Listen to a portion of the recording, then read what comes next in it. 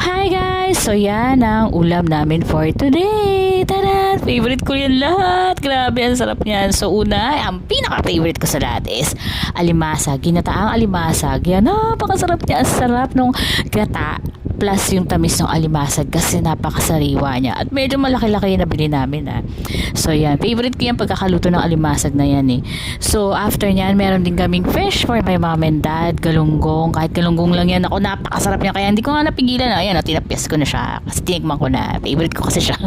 Diba? Ang sarap niya, grabe.